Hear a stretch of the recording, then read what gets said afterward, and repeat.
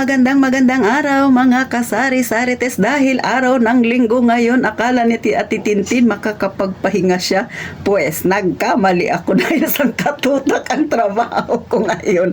At yan nga ang isi-share ko sa inyo mga kasari. Pero syempre bago tayo magumpisa sa mga bago pa lang sa aking channel, ako si Ate Tintin. Hindi ako nagbablog ng payaman-yaman kaya hindi ako mayaman, mahirap man ako.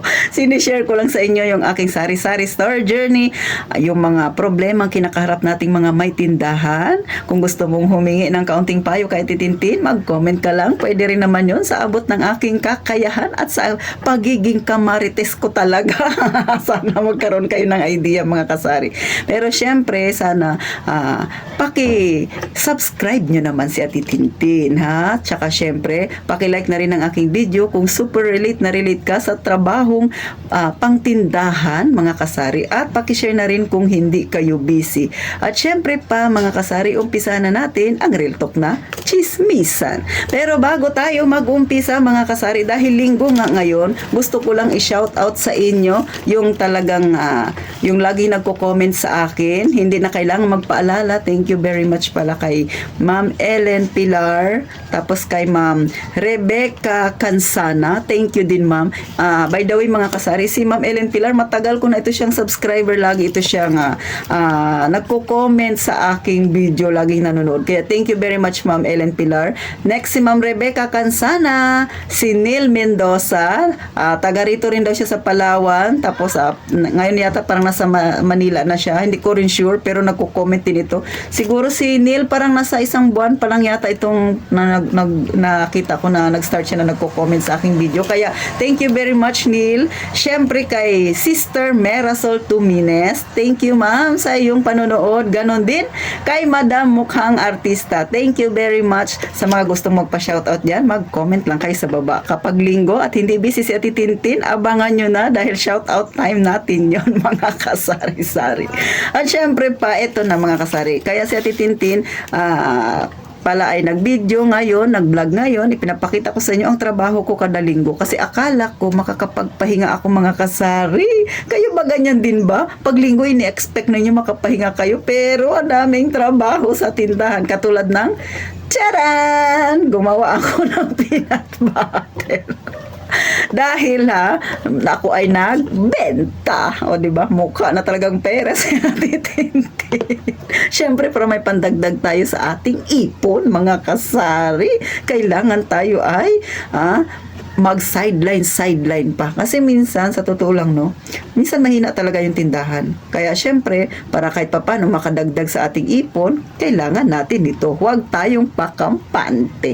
So, ang bentahan dito sa amin pagka ganito peanut butter ay 60 pesos. So, syempre, naki-join si Ate Tintin. Etong ganito, dapat 120, pero si Ate Tintin, dahil nagsisale stock ako sa aking mga beshi dito na bumibili, sabi ko, bumili ka na 100 na lang ang bigay ko sa'yo. Napaisip siyang bigla, Ate Tin, ito na lang daw ang kukunin niya. Diba? Talaga naman save siya dito mga kasari. Huwag kayong mag-alala, kumikita pa rin sa Ate Tintin dahil ako ay patas sa customer ko.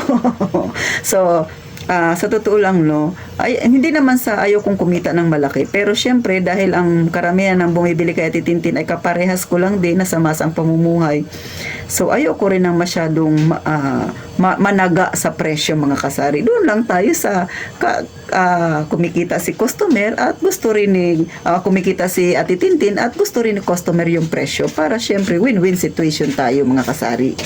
Next, syempre gumawa sa Ate Tintin ng adobong mani. O diba, nagbisi-bisihan ang Ate Tintin ninyo. Alam niyo mga kasari, ito malaki ang tubo dito. Pero syempre, sa ating mga may tindahan, kalahating kilo lang to. Yung tubo ko dito ay 40 pesos. Linis na yun. Malaki na yun sa akin. Huwag na kayong ngumiti kay Ate Tintin. Pandagdag ko na rin yun sa aking ipon. Pero syempre, hindi naman ito mauubos ka agad ng isang araw. Pero mas maganda na ang merong kaunti kesa wala. O diba mga kasari? So, hindi ako nagluluto ng marami masyadong masyado nito. Tama lang yung kalahating kilo. Kasi pag matagal na mabenta, hindi rin siya masarap, o diba? Kumukupas kasi siya mga kasari.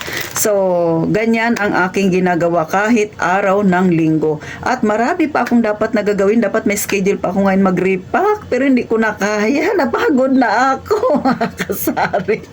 Next, syempre, pagkatapos niyan, ako ay magre-repack pa ng mantika. Isama mo na ang asukal, isama mo na ang munggo dahil naubos na yung aking repack na munggo. Then meron pang harina, meron pang cornstarch at kung ano-ano pang re-repackin. Kaya ikaw na nanonood sa akin na wala pang tindahan at gustong magkatindahan, pues ihanda mo ang loob mo, ihanda mo ang katawan mo sa trabahong haharapin mo. Dahil ang buhay tindahan, hindi po yan pagbabantay lang. Marami ka pang gagawin. Siyempre, kailangan mong rumakit minsan dahil hindi sa lahat ng panahon mabenta ang ating mga produkto. May time talaga na medyo mahina mga kasari ang bintahan. Kaya dapat mag-isip pa tayo ng pwede nating i-sideline. Sa titintin may tinapay ako. Kaya gumagawa rin ako ng peanut butter mga kasari kasi mabenta sa akin yung tinapay. At dahil bukas Lunes na, so maraming mga dumadaan-daan dito mga estudyante na bumibili ng tinapay. Dahil sa titintin, hindi ko ripot magpalaman. Dahil ang tinapay ko may lasa talaga siyang peanut butter mga kasari. Kasi syempre, pampalubag loob na lang din yan sa mga customer ko na dito talaga bumibili sa akin. So, paano? Nakakuha ba kayo ng idea kung gaano kabisi ang isang tindera na kahit linggo dapat namamahinga pero ang pinakapahinga eto, magtatakal-takal dahil mayroon customer na bibili. So hanggang dito na lang ang simpleng kwentuhan mga kasari at gaya nga ng sinasabi kong palagi, mag-ingat tayo mga kasari.